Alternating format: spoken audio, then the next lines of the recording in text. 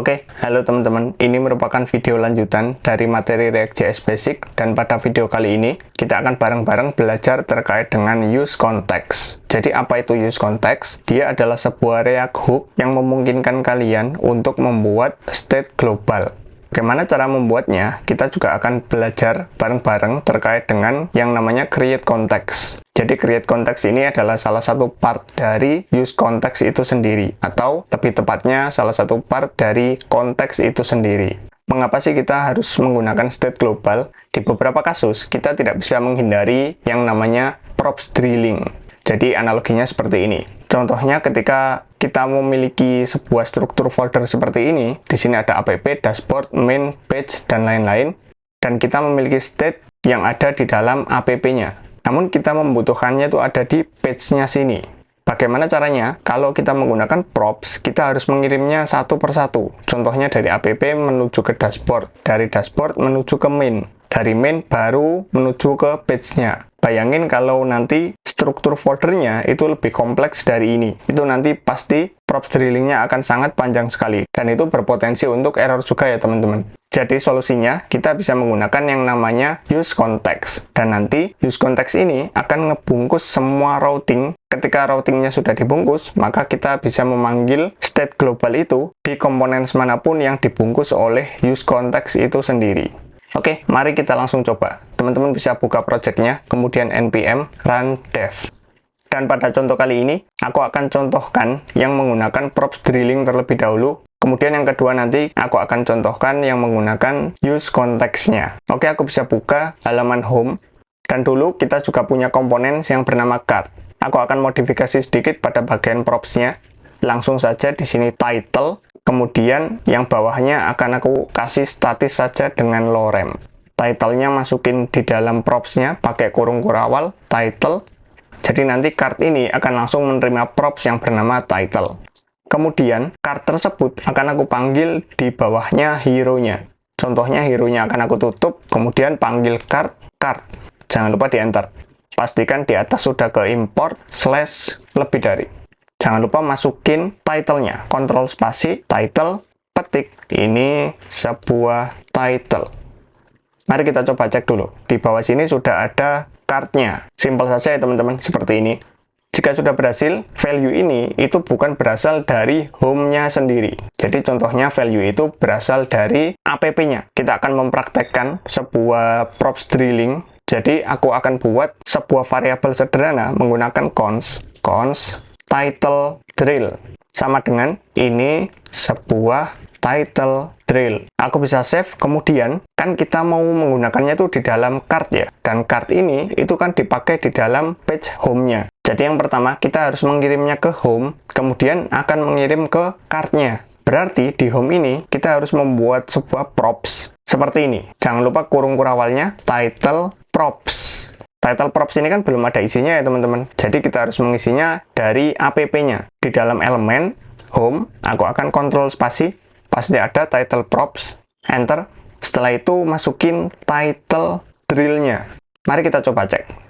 Di sini sudah berhasil ya teman-teman. Ini sebuah title drill. Contohnya akan aku edit 1, 2, 3. Aku tidak menyentuh card atau home sama sekali. Mari kita coba cek. Di sini sudah berhasil. Ini sebuah title drill 1, 2, 3. Teman-teman dapat ya konsepnya. Jadi yang dimaksud props drilling, kita tuh harus mengirimnya satu persatu. Bayangin drillingnya itu lebih dari 2 ini. Ini kan masih simpel ya teman-teman, baru 2. Kalau nanti misal di dalam card sini ada memanggil komponen button, kita harus memasukkannya lagi di dalam buttonnya, dan seterusnya. Ini kan berpotensi untuk error ya teman-teman. Misal di sini kita tiba-tiba merubahnya, dan kita lupa. Di sini menjadi titles, pakai S. Di sini juga pakai S. Ketika di card-nya berubah, namun di home-nya tidak dirubah, maka di sini title-nya menjadi hilang. Karena apa? Karena props-nya sudah berubah. Kalau mau diperbaiki dengan cara title yang di sini kita tambahin S juga, menjadi titles. Harusnya sekarang sudah tampil lagi. Nah, dengan cara ini kan sudah berpotensi error, dan kita juga effort ya teman-teman untuk mengingatnya apa saja props yang digunakan ketika nanti props-nya lebih dari 1. Dan bagaimana cara untuk mengatasi hal itu, kita akan mempraktekkan yang bernama use context. Caranya, aku biasanya memulai use context dengan cara membuat folder di dalam src, new folder yang bernama context. Setelah folder berhasil dibuat, setelah itu new file, dan pada contoh kali ini aku akan membuat state globalnya untuk language, jadi untuk bahasa. Aku akan namai lang context. L-nya jangan lupa besar, .jsx. Enter. Di dalam lang context, kita akan tulis seperti ini. Export const, namanya apa? Lang context. Sama dengan create context. Jangan lupa di enter. Pastikan di atas sudah ke import, kemudian kurung. Di dalam kurungnya ada kurung kurawal. Di dalam kurung kurawal ini, kita bisa membuat getter dan setternya. Seperti kalian ketika membuat use state. Contohnya, setternya akan aku kasih nama lang. Titik 2, petik defaultnya mau apa? ID, koma, kemudian setternya, set lang. Titik 2, isinya karena belum ada, kita buat anonymous function seperti ini. Kurung sama dengan lebih dari kurung kurawal. Sudah jadi. Cuma sesingkat ini kodenya. Setelah berhasil membuat lang konteks, kita akan membungkus app ini ke dalam lang konteks ini. Supaya nanti semua komponen yang dibungkusnya itu bisa memanggil lang konteks ini. Aku enter di bawah fragment. Kemudian seperti kalian memanggil sebuah komponen, lang konteks. Aku enter. Pastikan sudah ke import. Namun, setelah itu, pakai titik, ada yang namanya provider. P-nya besar. Setelah itu, tutupnya. Nanti pasti akan dibuatkan tutup lang konteks.providernya. Tutupnya akan aku pindahkan ke bawah. Pastikan semua routingnya itu terbungkus oleh lang konteks. Setelah dibungkus semuanya, sebenarnya lang konteks provider itu membutuhkan yang bernama value. Ketika di sini kalian kontrol spasi, ada yang namanya value.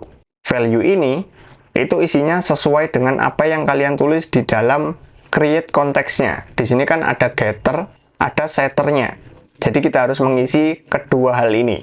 Cara mengisinya bagaimana? Kita akan buat use state const, namanya sama persis lang, set lang sama dengan use state. Enter. Default value-nya mau apa? ID. Setelah itu di dalam value kalian bisa masukkan lang dan set langnya. Di sini perhatikan, kurung kurawalnya harusnya ada 2. Kurung kurawal satu lagi, kemudian kalian masukkan lang, set lang. Seperti ini. Jadi lang dan set lang ini akan dimasukkan ke dalam create konteks ini. Dan ketika sudah masuk di dalam create konteks ini, itu teman-teman bisa memanggilnya dimanapun sesuai dengan apa yang dibungkus dari lang konteks providernya. Mari kita coba panggil di dalam page about-nya. Aku bisa panggil seperti ini. Const, kurung kurawal, kita destruktif langsung. Namanya apa harus sama persis. Lang, set lang. Sama dengan use context. Enter. Pastikan sudah ke import. Kurung, di dalam kurungnya dimasukkan apa? Dimasukkan lang konteksnya. Enter juga. Pastikan sudah ke import juga. Jadi kita akan membuat use context. Yang isi dari use konteksnya itu lang konteksnya. Sekarang aku coba tampilkan getternya di dalam H1-nya. Contoh ya, kurung kurawal, lang. Mari kita coba cek di dalam page about. Buka page about. Di sini sudah tampil. Ini adalah about ID. ID ini berasal dari use konteksnya. Supaya lebih kontras, akan aku kasih B. Supaya nanti terlihat lebih tebal juga ya teman-teman. Mari kita coba cek lagi. Sudah benar. Aku akan panggil ini juga di dalam page kontak yang ada di sini. Caranya akan aku duplikat, copy, buka page kontak, paste ke huruf terakhir dari konteksnya, kontrol spasi, enter. Di dalam lang konteks di huruf terakhirnya, kontrol spasi, enter. Panggil juga langnya, B, kurung kurawal, lang. Mari kita coba cek. Sudah berhasil juga. Sekarang aku akan rubah yang ada di dalam app-nya. ID ini akan aku rubah menjadi eksplisit Indonesia. Aku tidak membuka page kontak dan juga tidak membuka page about-nya. Mari kita coba buka. Di sini sudah berhasil about-nya Indonesia juga. Jika sudah seperti ini, itu teman-teman sebenarnya sudah berhasil implementasi use context pada bagian getter-nya. Sekarang kalau cuma getter kan mudah ya teman-teman. Mari kita coba setternya. Caranya seperti ini. aku akan buat select, name dan ID-nya akan aku hapus saja. Di dalam select-nya itu ada option, value-nya aku isi Indonesia. Kemudian di dalam tag option-nya juga Indonesia. Aku duplikat 2 kali. Yang kedua aku rubah menjadi Inggris. Jangan lupa value-nya juga, I-nya kecil. Yang ketiga itu China. Setelah itu, di dalam select itu memiliki properti yang bernama onChange. Apa itu onChange? Jadi, ketika nanti select ini dirubah, maka lakukan trigger yang ada di dalamnya. Triggernya apa? Kurung, anonymous function sama dengan lebih dari. Di dalam kurungnya kita kasih E untuk mengambil value yang ada di bawahnya. Kemudian, panggil saja langsung set lang, kurung, e.target.value. Target value ini untuk mengambil value yang ada di bawahnya. Selanjutnya, kita kan perlu default dari select-nya ya teman-teman. Supaya misal nanti defaultnya Indonesia, yang akan terpilih itu Indonesia. Caranya, sebelum onChange, ada properti yang namanya value. Di dalam value-nya, dimasukkan getternya saja, lang. Aku save, mari kita coba. Aku bisa buka page kontak. Contohnya akan aku rubah menjadi Inggris. Di sini sudah langsung berhasil menjadi Inggris ya teman-teman. Mari kita coba cek yang ada di dalam page about-nya. Di sini juga sudah berubah menjadi Inggris. Padahal aku tidak merubah codingannya sama sekali. Sekarang mari kita coba menjadi China. Aku rubah menjadi China. Sudah berubah di dalam page kontak, di dalam about sudah berubah juga. Jika teman-teman sudah berubah juga, berarti teman-teman sudah bisa implementasi getter dan setter dari use context itu sendiri. Bagaimana kalau kita coba import use context ini, itu di dalam card-nya. Card ini kan hitungannya level 3 ya teman-teman. Dari app ke home, dari home baru ke card. Kita coba langsung import di dalam card-nya, tanpa melakukan drilling apapun. Aku bisa copy yang ada di dalam kontak, copy, paste di sini, ke huruf terakhirnya, Ctrl spasi Enter, Ctrl spasi Enter. Kemudian getternya akan aku tampilkan di bawah dari H2. Contoh aku buat menjadi H3, kurung kurawal, lang. Mari kita coba cek.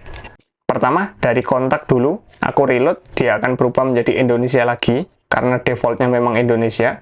Akan aku rubah menjadi Inggris.